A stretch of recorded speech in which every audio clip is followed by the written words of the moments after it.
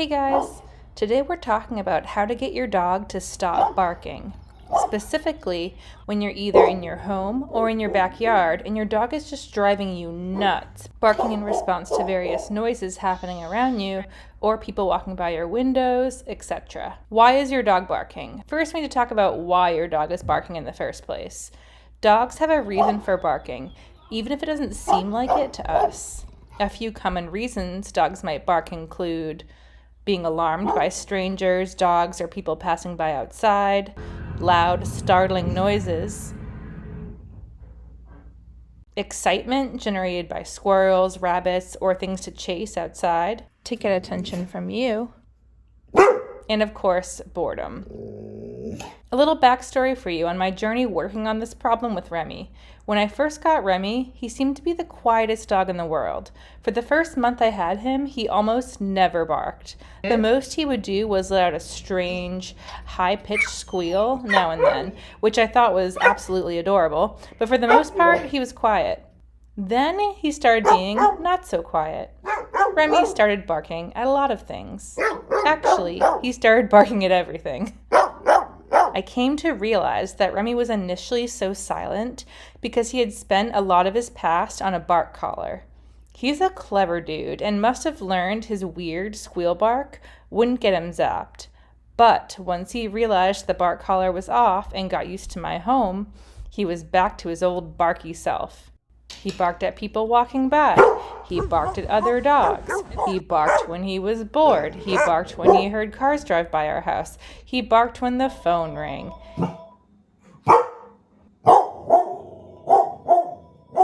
He kind of barked at everything. Why are you doing this? Oh my goodness, you're going to hurt yourself. And of course Remy, he barked when people came over. In fact, he would bark at them incessantly. I remember having an initial consult with a trainer where Remy barked for 15 minutes non-stop while the trainer was in our house. Several times I caught Remy barking at absolutely nothing, like facing the wall, looking at nothing in particular, and just barking to hear his own voice. So to say his barking was getting annoying is an understatement. Let's get into how I fixed Remy's really, really obnoxious barking. After I adopted Remy and he got settled into my home, I found out he had a lot of issues. While his barking wasn't the most frightening aspect of his behavior issues, it was definitely the most annoying and constant. I decided working on his barking had to be the first priority because any patience I had would just totally evaporate at the sound of Remy barking for several minutes. Remy's bark is incredibly grating. Our editor at Canine of Mine always says he's so impressed and jealous of Remy's intimidating bark, but I can't say I feel the same. I always say Remy's bark pierces my soul, so it's really not something I could have him doing constantly if we were going to be happy together. Step 1. Treats for silence, even just a second of silence. First, you're going to begin rewarding your dog for silence. So, what exactly does that look like? If your dog is barking at another dog outside non-stop, you're going to click at the moment he pauses, even if it's just for a split second while he catches his breath. In this clip, there's a stranger installing an internet cable behind the house, and Remy is not happy about it. You'll see I'm clicking once Remy stops barking. I'm waiting a second or two to click since this isn't Remy's first rodeo, but if you're starting out, you'll want to click that split second your dog stops barking and not wait at all like I'm doing here.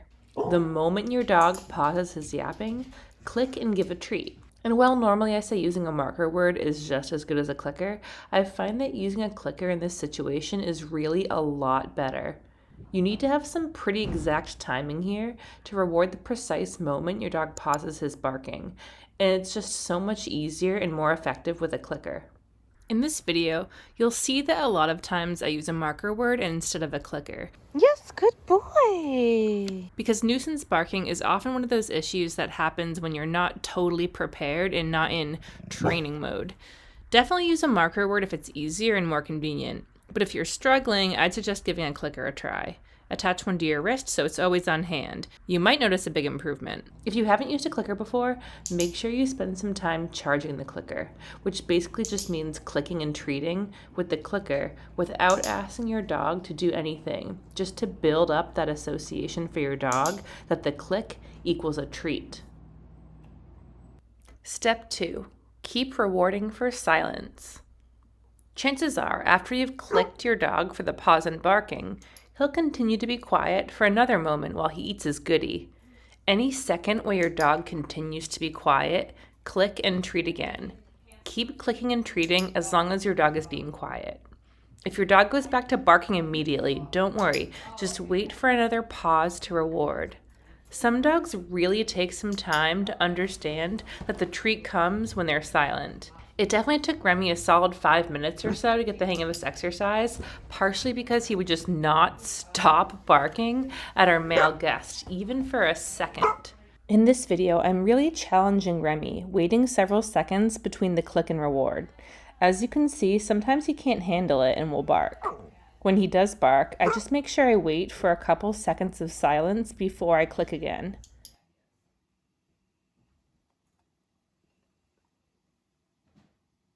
You'll notice Remy here looking back and forth between me and our cleaning person who has just come into the house.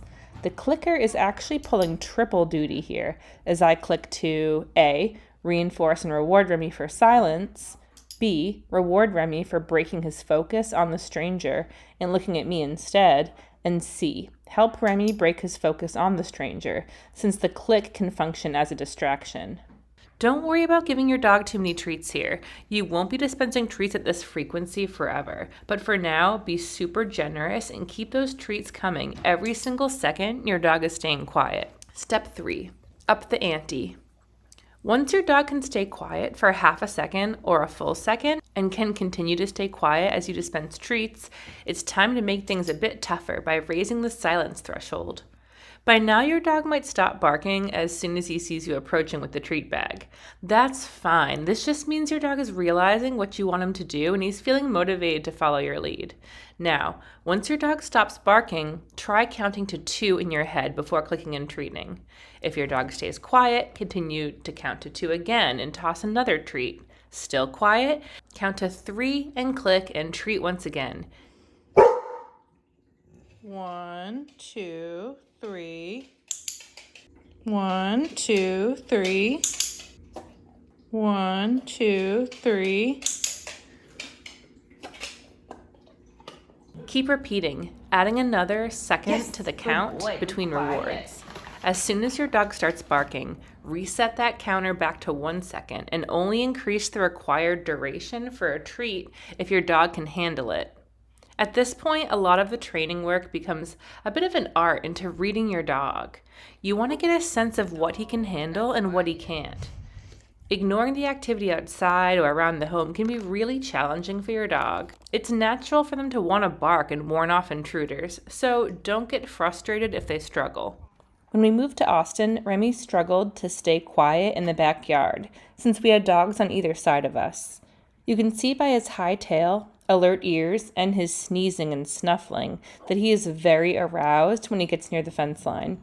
So I try to call him over to me so he can get some distance from the dog on the other side and calm down. Good boy. Here he can't help himself and he goes back to the fence line and ends up barking again.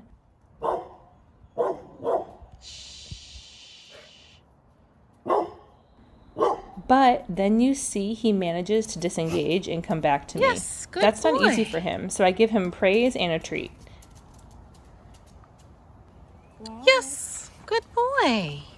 Now he's really getting the hang of it. Nice job, Remy. You'll want to learn, through trial and error, how long your dog can generally handle being quiet before he needs to be reinforced with another click and treat. It can be a bit tricky because you're working in your dog's yellow zone. His green comfort zone won't be challenging enough, but if you push him into the red zone by making him wait too long between reinforcers, or if he's too close to his triggers, he won't be able to maintain that silence. Figuring out exactly where your dog's yellow zone is and watching how it expands after several days of practicing this exercise, or how it detracts due to the unique stressors that might happen in a single day, will become more natural to you as you work with your dog. Make a habit of noticing when your dog is behaving the way you want, such as relaxing comfortably and not barking, and reward those moments. Yes, it requires ongoing attention on your part, but rewarding the behaviors you do want to see is so much more productive than only noticing and correcting the behaviors you don't want.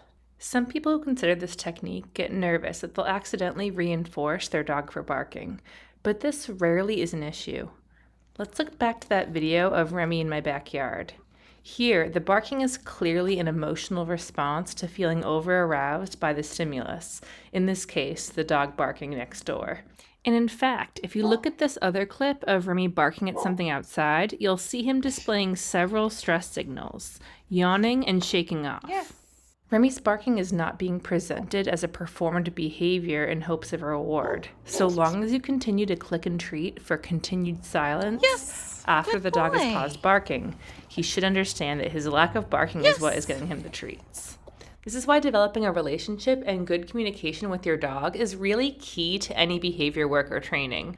For example, now that I've been working on these exercises with Remy for some time, I can usually tell by his mouth shape and ear position how stressed he's feeling. If I look at him and think, oh man, Remy is really struggling right now, I can lower the click and treat silence requirements. If he seems calm and is doing well, I can experiment with stretching out that silence gap to 5 seconds, 8 seconds, or maybe even 10 seconds. Step 4, introducing the cue. I'm sure you've been waiting for this moment, wondering, don't I need a command or cue to stop my dog from barking? You actually don't. Rewarding your dog for staying silent in situations where he would normally bark is really all you need. Yes. But a lot of folks like pairing the silence request to a cue, and it definitely can be helpful in the long term when you aren't spending every day practicing this silence exercise.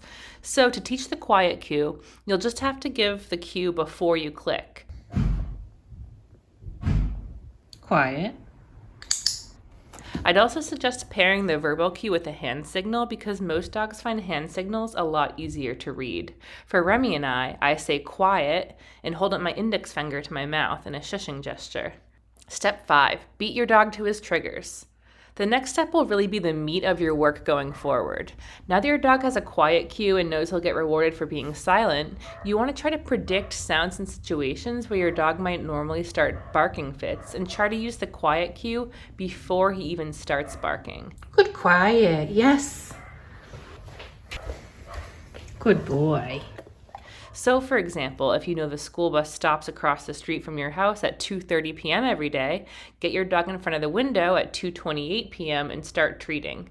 As soon as the bus comes into view and catches your dog's attention, give him the quiet cue and start clicking and treating so long as he's silent. Once your dog begins to understand that the quiet cue means he'll get a treat if he's silent, you can start using it in those situations where the barking has already begun. Quiet. Yes. Your goal really should be to predict and dissuade the barking from even beginning, so do your best to identify your dog's triggers, aka what sets him off, and notice them before your dog does. This is because every time your dog barks at his triggers, like the mailman coming up to the door or kids running by on their bikes, he's practicing the barking behavior and the barking itself is reinforcing. Instead, what you want to aim for is for your dog to hear the jingle of dog tags or the sound of the mailman approaching, and then for your dog to turn and look at you as if to say, "Hey, I heard that weird thing, but I didn't bark. Aren't I awesome?" To which you'll say, yeah, you are awesome. Here's a treat for being the best guy ever." Some dogs also do a lot better when you redirect them to a different behavior involving movement. For some dogs, that might mean giving your dog a bed or place command, On your bed. which can be especially helpful if you want to get them away from the window where they can see their triggers. For other dogs, redirecting might mean taking out a toy and playing when they hear a noise that would normally be triggering. Remember, dogs are naturally inclined to bark at stuff. It's hard for them to stay quiet, so reward them when they do. Remy, quiet. Quiet.